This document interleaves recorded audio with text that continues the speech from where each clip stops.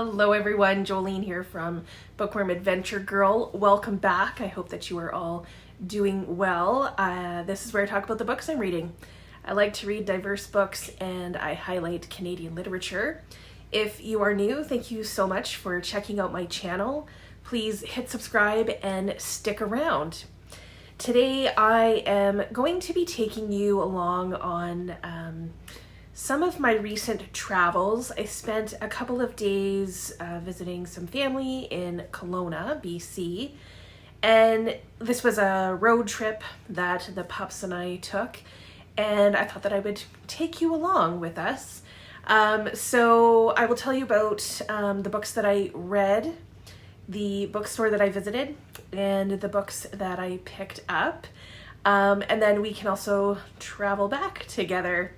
So it's about a 7-hour drive from Calgary to Kelowna, which means that an audiobook works great.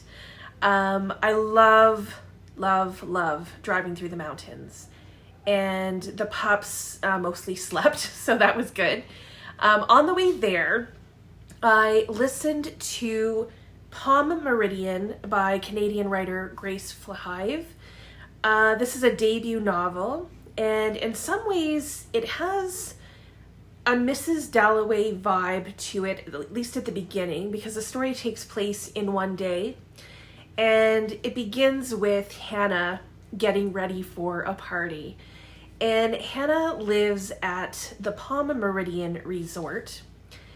The year is 2067, and this resort is strictly for elderly queer women. The setting is Florida.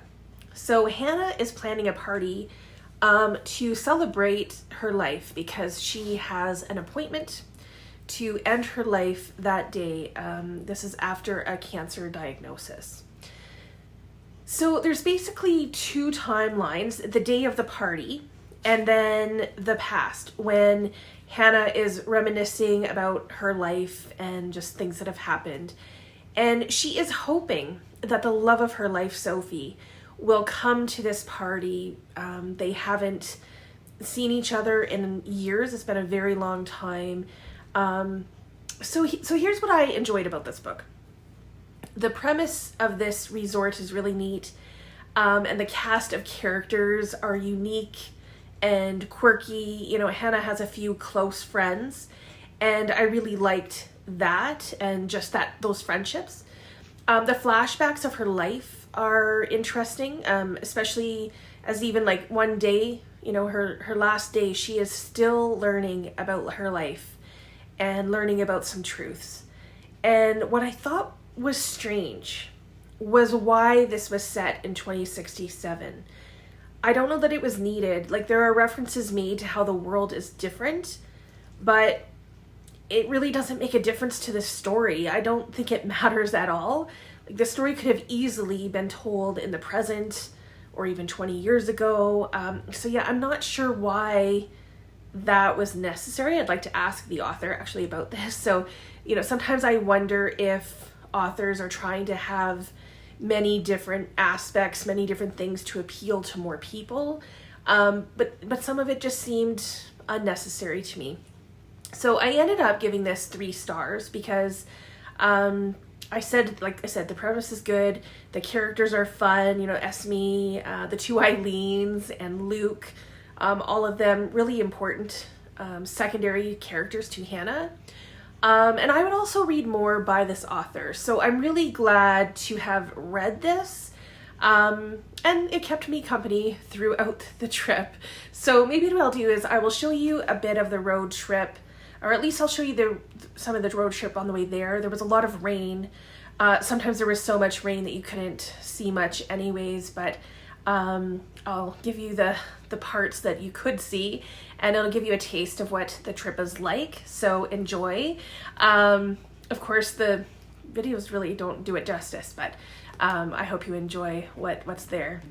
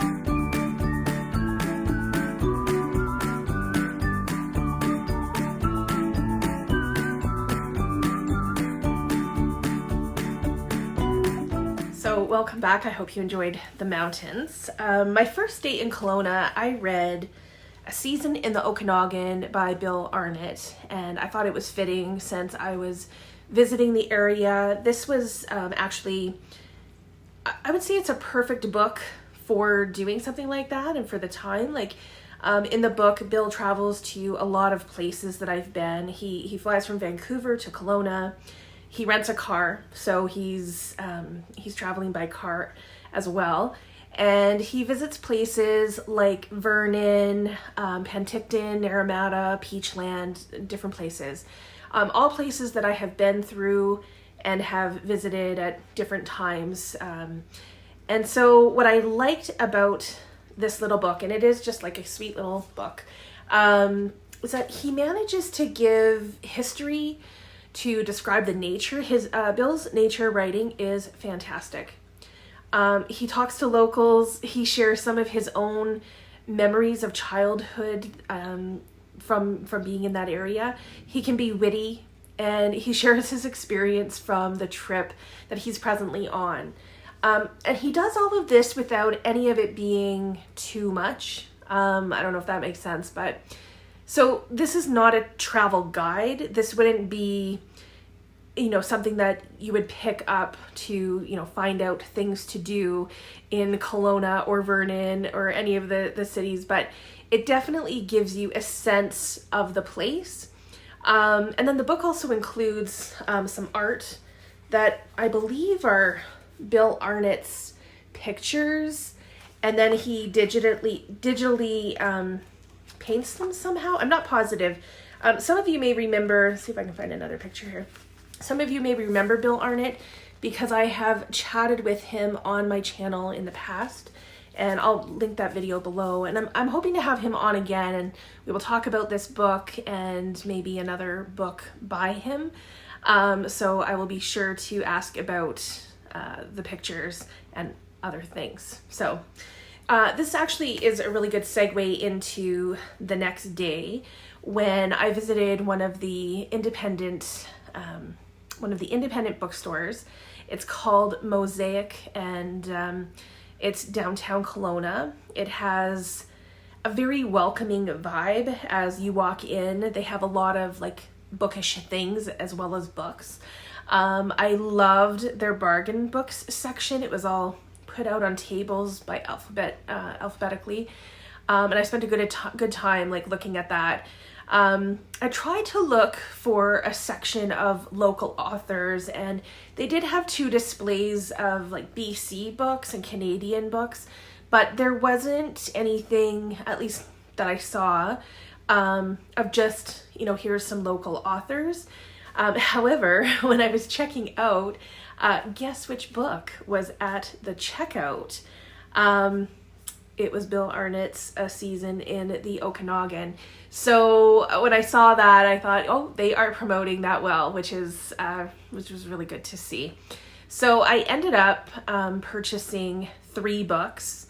All of them have been on my wish list, TBR, for some time. So first I grabbed Horrorstor by Grady Hendrix. It was the first time I had seen this in paperback, and I've been really wanting to read it. I've never read Grady Hendrix before. I know that he's a popular writer, but I love the idea of this book being like an IKEA magazine, and the story takes place inside a furniture store, much like an IKEA store. But something is happening inside the store because employees show up to find things are broken, and it seems like weird things are happening. Weird things are going on. So I'm hoping that this will be fun. I know it's horror, but fun in a horror type of way. So next I pick up a book that I've heard nothing but good things about, and it's The Rachel Incident by Caroline O'Donoghue.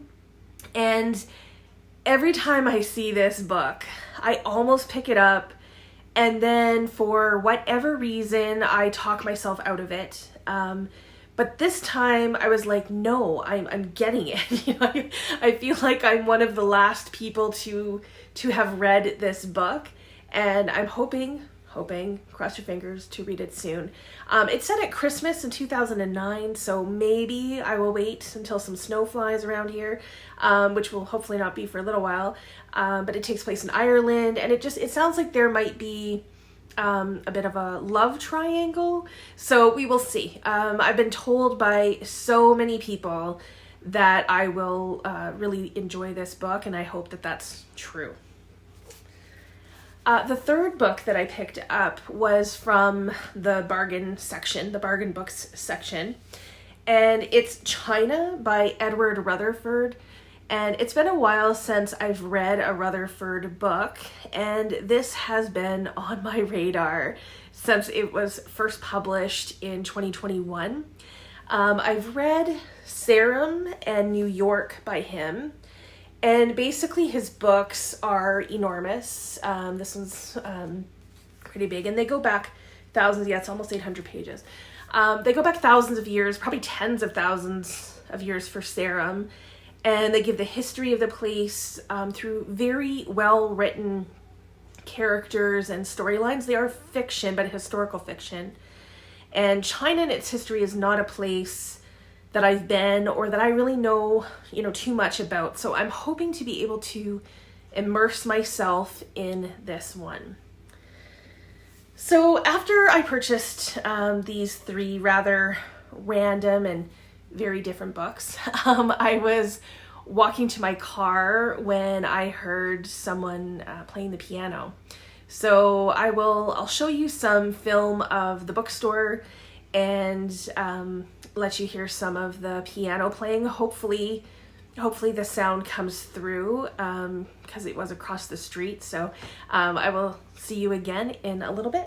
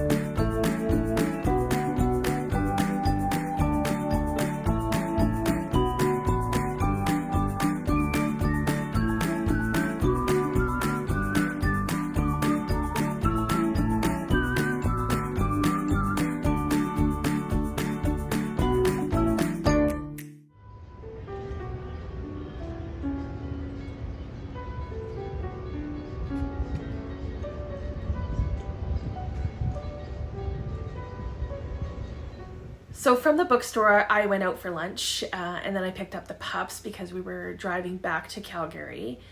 And on the drive home, I decided to listen to Homefront by Kristin Hannah. It's a bit longer, so when I got home, I had to finish it. And I actually just finished reading it yesterday before filming this as well. So I had no idea what this book was about when I first started listening. I went into it very blind. And it turns out that the main character's name is Jolene, which is interesting because that makes it the second book that I read this year with a character with my name, which is kind of strange. So in this one, the family and friends actually call her Jo, just like my family, and because a lot of my family calls me Jo too. So it was kind of neat. Anyway, so this was an interesting story. Jolene is married to Michael. They have 2 daughters, and Michael is an attorney, and Jolene is a helicopter pilot in the military. Their marriage is on the rocks when this story starts, and Jolene gets deployed to Iraq. And Michael has never really been supportive of Jolene's job, and now, it leaves Michael to have to care for his kids on his own, and when Jolene leaves, their marriage and family situation, it's just not good. So the story is told as they share emails, letters, and phone calls, you kind of get both sides, like his side and her side, and you definitely feel the stress of the situation for everyone involved. When Jolene returns, she is a different person, and the adjustment is very difficult for everyone. And one of the side stories is a case that Michael is working on. And it's interesting how that story and the main story of Jolene coming back kind of collide to explore PTSD. So this book was published in 2012, and I thought that it definitely gave me some new insight into military life, military families, and what being a soldier is all about. I thought that was very well done. And the secondary characters in this were really good too. Like, all of the characters were needed. I like that. And Kristin Hanna is one of my favorite authors, and this book, it did not disappoint. So, so it was good to read this. We had a beautiful day for a drive home, and we got to enjoy the mountains and sunshine. I will leave some footage of our journey home before checking in with you again. So enjoy the mountains, and I'll see you soon.